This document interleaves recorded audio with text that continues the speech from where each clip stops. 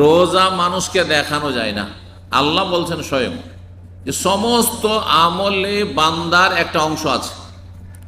নামাজ পড়েন, আপনাকে কেউ না কেউ দেখছে, অবশ্যই দেখবে।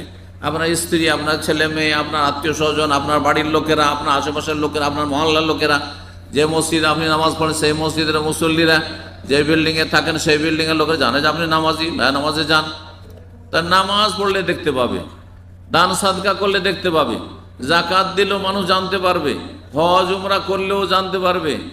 কিন্তু রোজা, রোজা জানাবার বিষয় নাই। এই জন্য রোজা একমাত্র তার দ্বারাই সম্ভব, আর সেই রাখে যেই ব্যক্তির অন্তরে আল্লাহর ভয় আছে, লাআল্লাকুম তাত্তাকুন, অন্তরে ভয় আছে।